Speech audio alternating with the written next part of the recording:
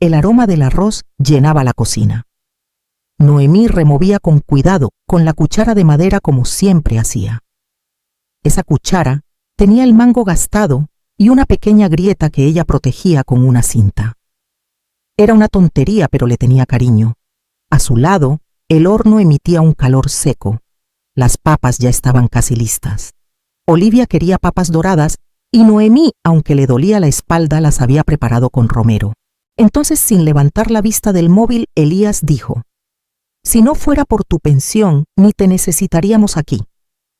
Fue como si alguien hubiera abierto una ventana en pleno invierno. La frase cruzó la cocina y se instaló en el pecho de Noemí, con una frialdad que dolía más que cualquier bofetada. No hubo gritos, no hubo drama. Solo esa frase flotando en el aire seca y calculada. Noemí no dijo nada, ni una palabra. Terminó de remover el arroz, apagó el fuego y con manos temblorosas colgó el delantal detrás de la puerta. Elías ya había salido de la cocina indiferente. Inés, su nuera, ni se inmutó desde el sofá. Olivia no estaba, y por suerte pensó Noemí, porque si su nieta hubiera escuchado eso. Caminó hasta el lavadero, abrió el grifo, se mojó la cara. El agua estaba fría y le recorrió la nuca como una bofetada suave. Se miró en el espejo pequeño ese que colgaba torcido desde que Inés lo movió limpiando. Su rostro se veía más viejo que ayer, más cansado. Esa noche no durmió. Dio vueltas en la cama que una vez compartió con Julián, su esposo, ahora solo suya, pero cada vez más ajena. Escuchó el zumbido del ventilador y el leve crujido de las paredes viejas. Apretó los puños sobre el estómago. Quiso llorar, pero no pudo. Ya no tenía lágrimas. Recordó cuando Elías era pequeño y se le trepaba encima para dormirse. Recordó sus manitos tibias en las mejillas, sus promesas de no irse nunca. Y ahora era una molestia que respiraba y pagaba las cuentas. No valgo más que mi pensión. Eso le retumbó toda la noche. Y mientras el cielo comenzaba a aclararse con el primer canto de los pájaros del barrio, Noemí se levantó sin hacer ruido. Encendió la luz suave del velador, sacó su libreta vieja del cajón y escribió una frase. Tal vez no soy necesaria para ellos, pero aún puedo ser importante para mí. Cuando Julián murió, el silencio se volvió un huésped incómodo en la casa. Noemí intentó llenarlo con rutinas: regar las plantas, limpiar las cortinas, cocinar para uno, como si fuera para dos. Pero por más que intentara distraerse, cada habitación le recordaba que ya no estaba él. Fue Elías quien la llamó una tarde de enero. Su voz sonaba distinta, desgastada. «Mamá, ¿podemos hablar?» Inés había perdido el trabajo. La renta del piso donde vivían se les hacía imposible. Olivia, de 7 años, estaba confundida y nerviosa por los cambios. Noemí no dudó. Les dijo que sí antes de que su hijo terminara la frase. Preparó la habitación de invitados con sábanas nuevas. Compró una lámpara de noche con forma de luna para Olivia. Cocinó lentejas, las favoritas de Elías. Cuando llegaron con las maletas, Noemí sintió algo que no había sentido en meses: compañía. Durante los primeros meses todo pareció bien. Olivia llenaba la casa de risas. Elías ayudaba con las compras. Inés, aunque distante, mantenía las cosas en orden. Noemí se sentía útil, necesaria, viva. Pero con el tiempo los gestos fueron cambiando. Primero fue la televisión. Inés decía que necesitaba concentrarse y le pedía a Noemí que bajara el volumen. Luego, la cocina, que no usara tanto ajo, que no encendiera el horno si no era para todos. Después fue el baño, que no dejara sus cremas a la vista. Un día, Noemí llegó a poner la mesa y vio que su silla ya no estaba. «¿Dónde está mi silla?», preguntó en voz baja. «Ay, suegra, la guardé para tener más espacio». «Olivia necesita más movilidad», dijo Inés sin levantar la vista del móvil. Nadie la contradijo. Nadie le devolvió la silla. Esa noche comió en la cocina sola frente al fregadero. Y aunque las paredes seguían siendo las mismas y las fotos seguían colgadas, algo en ella entendió que su lugar ya no existía. Ya no era su casa. era una casa donde vivía, sin espacio, sin voz, sin nombre. Y por primera vez la costumbre de cuidar comenzó a sentirse como una cadena que ya no sostenía a nadie. Solo la estaba hundiendo. Era casi medianoche cuando Noemí se levantó de la cama. No tenía sueño, pero tampoco quería seguir dando vueltas en la oscuridad. Buscaba su libreta de recetas, la de tapas rojas, con manchas de aceite en las primeras páginas, porque necesitaba anotar algo. Lo que fuera. Una lista, un recuerdo, una frase. Abrió el cajón del armario donde guardaba papeles viejos. Lo había revisado 1000 veces, pero esa noche sus manos fueron directo al fondo. Entre facturas, cartas dobladas y fotos amarillentas, encontró un sobre beige grueso con su nombre escrito en la letra clara de Julián. Se sentó al borde de la cama. Lo sostuvo entre las manos como si ardiera. Lo había olvidado, o quizás lo había evitado. Lo abrió con cuidado. Dentro estaba el testamento notarial. Julián lo había preparado el año anterior a enfermarse, cuando aún estaba lúcido. Había dejado constancia de que la casa adquirida antes del matrimonio era y seguiría siendo suya, pero que al fallecer pasaría directamente a Noemí. No a Elías, no a nadie más. Y no solo eso, también había una copia de una carta del banco, una cuenta a plazo fijo creada con dinero que Julián había heredado de su madre. Para cuando ya no esté, decía el encabezado, para que tengas algo solo tuyo. Noemí se quedó inmóvil. El corazón le latía con fuerza, no por la propiedad, no por el dinero, sino por el hecho de que alguien en algún momento había pensado en ella, había querido protegerla, asegurarle un lugar, un futuro, un refugio. Cerró los ojos. Julián nunca fue de hablar mucho, pero sus gestos siempre fueron claros. Ese sobre olvidado en un cajón era la prueba de que ella no estaba tan sola como pensaba, que su valor no terminaba con su pensión, que aún tenía un as bajo la manga, y por primera vez en mucho tiempo sintió que no todo estaba perdido, que tal vez aún quedaba algo por recuperar. A la mañana siguiente Noemí se levantó temprano. Se preparó un café fuerte, se puso su vestido de lino azul y un pañuelo floreado que Julián le había regalado un verano en Denia. No avisó a nadie. Salió de casa como si fuera al mercado, pero sus pasos la llevaron por otro camino. Caminó 3 calles, giró en una esquina conocida y se detuvo frente a un local con ventanales amplios y cortinas de encaje. En la entrada un cartel decía Café Clara, hogar para las almas cansadas. Sonrió sin darse cuenta. Entró y el aroma a canela y café recién molido la envolvió como un abrazo. Noemí, la voz, la sacó del ensueño. Clara, con el cabello canoso recogido en un moño desordenado y un delantal lleno de migas, la miraba con los ojos brillantes. Se abrazaron con fuerza, como si el tiempo no hubiese pasado. Se sentaron en una mesa cerca de la ventana. Noemí apenas probó el café.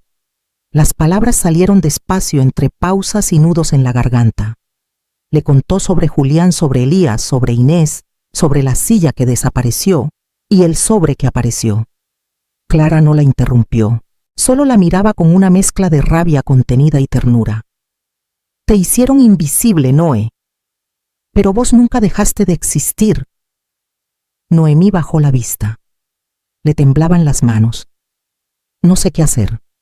No quiero venganza, pero tampoco quiero seguir así. Clara asintió despacio. Tengo una amiga que podría ayudarte. Se llama Teresa. Es abogada jubilada, pero sigue asesorando a mujeres como tú. No cobra. Solo pide que la escuches con honestidad. Noemí dudó unos segundos. Sentía miedo, culpa, incertidumbre. Pero también una chispa. ¿Tú crees que tenga sentido? Noemí le tomó la mano con fuerza. Lo que no tiene sentido es vivir como si ya no tuvieras derecho a nada. Esa frase se le quedó en el pecho todo el día. Y por primera vez, más que hablar, Noemí sintió el alivio de haber sido al fin escuchada. Teresa la recibió en un pequeño despacho improvisado en su casa, con estantes llenos de libros jurídicos, plantas en las esquinas, y una lámpara antigua que parpadeaba ligeramente. Noemí se sentó en silencio con el sobre de Julián en el bolso y el corazón latiéndole en las sienes.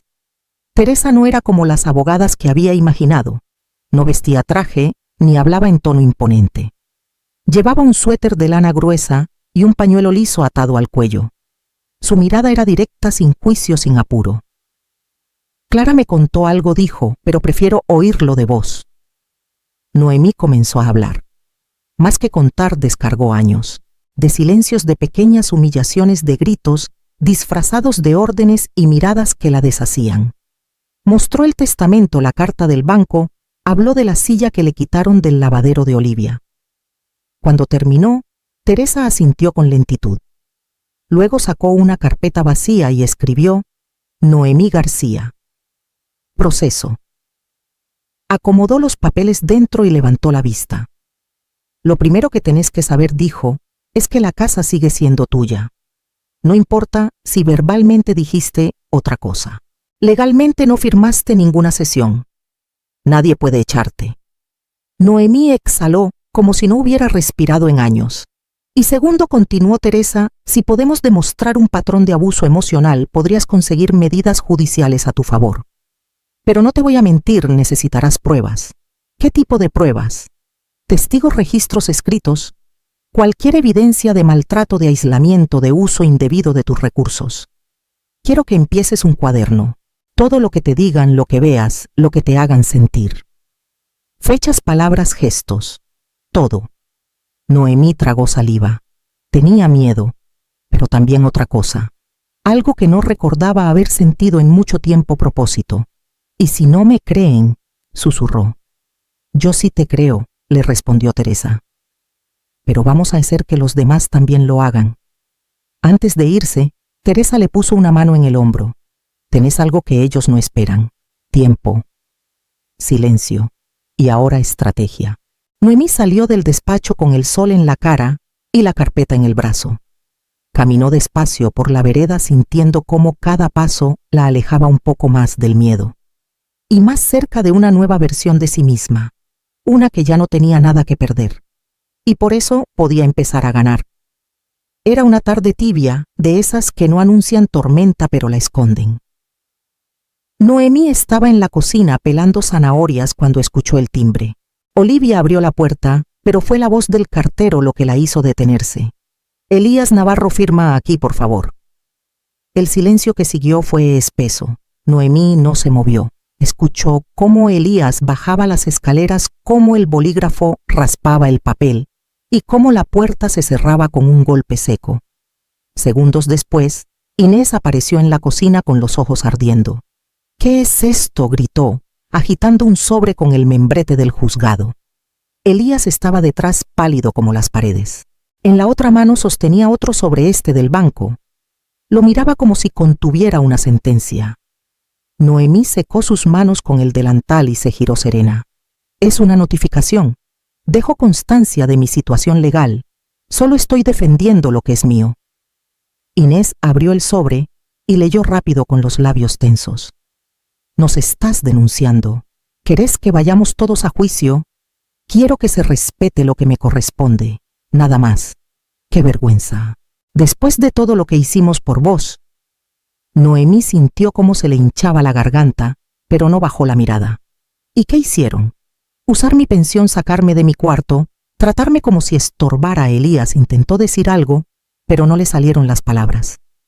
Solo se quedó ahí, sosteniendo el sobre del banco, donde seguramente ya le habrían informado que la cuenta estaba congelada, que las transferencias automáticas habían cesado. Esto no es necesario, mamá, murmuró sin fuerza. Lo fue desde el primer día que me hiciste sentir invisible. Olivia asomó la cabeza desde el pasillo. Sus ojos iban de un rostro a otro en silencio. Noemí volvió a su olla y encendió el fuego sin decir más. Dejó que el sonido del agua hirviendo hablara por ella.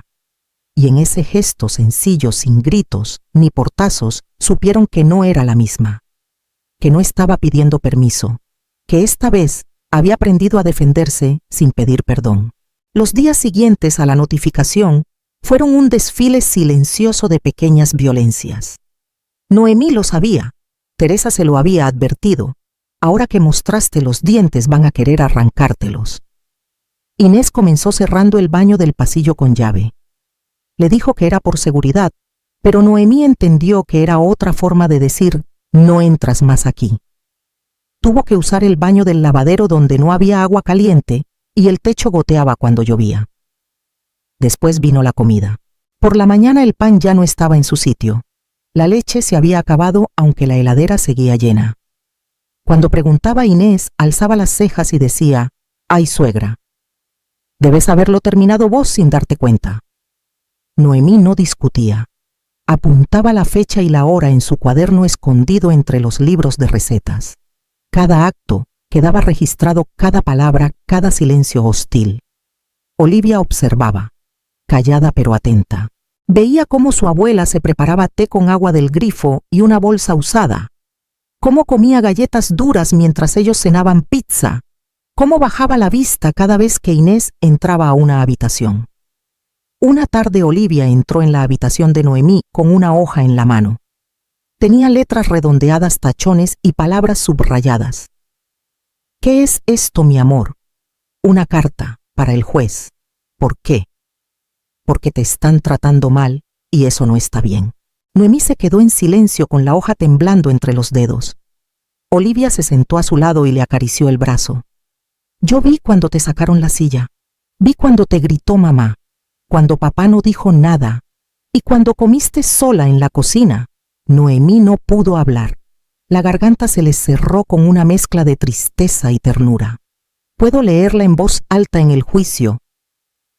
«No sé si vas a poder estar ahí», susurró Noemí. «Entonces dásela al juez, yo la firmo». La abrazó con fuerza. Ese cuerpo pequeño, ese corazón grande.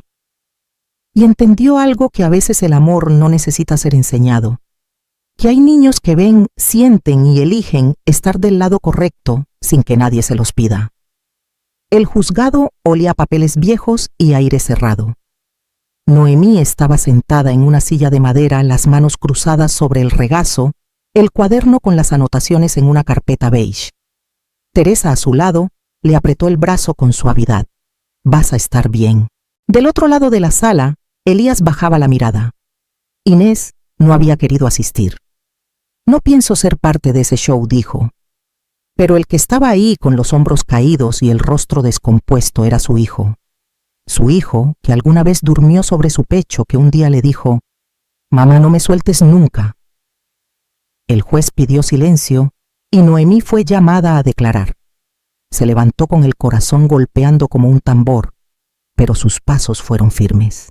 Se sentó, juró decir la verdad y empezó a contar. No hubo exageraciones, no hubo drama, solo hechos.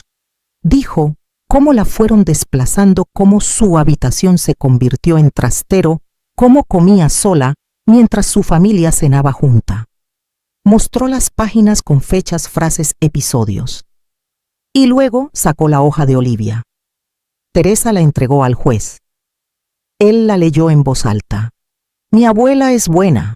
Ella me cuidó cuando estaba enferma y me hizo chocolate aunque tenía fiebre. Vi cuando mamá le gritó. Vi cuando no le dejaron sentarse. Eso no es justo. Ella no merece eso. Yo la quiero y quiero que la respeten». Olivia Navarro, 9 años. La sala quedó en silencio. El juez apartó la hoja con delicadeza, como si pesara más que un expediente entero. Luego miró a Elías. «¿Desea decir algo?» Elías se levantó lentamente. Su voz apenas era un hilo. «No tengo excusas, solo... lo siento. Fallé como hijo, como hombre. Me callé cuando debía hablar. Permití cosas que no debí permitir». El juez lo observó un momento largo, luego bajó la vista a los documentos y dictó sentencia. Restitución inmediata de la bishabitación de Noemí. Acceso libre a los espacios comunes. Prohibición de conductas hostiles y control compartido de la cuenta bancaria. Todo era justo, todo era correcto. Noemí no sonrió, no al menos por fuera, porque la justicia puede dar respuestas, pero no siempre alcanza a cerrar las grietas del alma. Y eso solo el tiempo y el amor verdadero sabrían intentarlo. La sentencia llegó como una brisa que no arrasa pero despeja. Noemí no celebró con palabras ni con gestos. No hubo venganzas, ni mudanzas forzadas, ni maletas en la puerta. Pero algo cambió, y se notó. El primer cambio fue su puerta la cerró. Por primera vez en mucho tiempo, su habitación volvió a tener un pestillo por dentro, su espacio, su aire. Luego llegó la conversación. Una tarde en la mesa del comedor, Noemí habló con voz baja pero firme. A partir de ahora contribuirán con una parte del alquiler. Yo no voy a mantener esta casa sola. Y necesito mi privacidad, mi tiempo. Elías asintió. No dijo mucho. Tal vez aún procesaba la vergüenza. Inés frunció los labios, se levantó sin terminar su té y subió las escaleras sin mirar atrás. Esa noche hizo su maleta. Dijo que se iría por salud mental. Nadie la detuvo. Noemí no lo vivió como una victoria. Era solo el resultado natural de poner límites. Cuando uno deja de agachar la cabeza, algunos se alejan por sí solos. Con el tiempo, la casa se volvió más silenciosa pero más respirable. Olivia seguía entrando a su habitación para leer juntas. Elías empezaba a hacerse cargo de cosas pequeñas, ir al supermercado, tender la ropa. Eran gestos nuevos, gestos torpes, pero valían. Un sábado Noemí pasó por la biblioteca del barrio. Había un cartel en la entrada: taller de escritura autobiográfica para mujeres mayores de 60. Se detuvo frente al cartel más de lo esperado. Entró. La primera clase fue difícil. No sabía por dónde empezar. Pero cuando la profesora dijo: escriban sobre la última vez que se sintieron invisibles, su mano no dudó. Las palabras salieron como un río guardado. En cada frase que escribía se soltaba un poco más. No para denunciar, no para herir, sino para reconstruirse, porque entendió que no todo lo que se rompe está perdido, y que tal vez la mayor libertad no es la que grita venganza, sino la que en silencio elige seguir viviendo.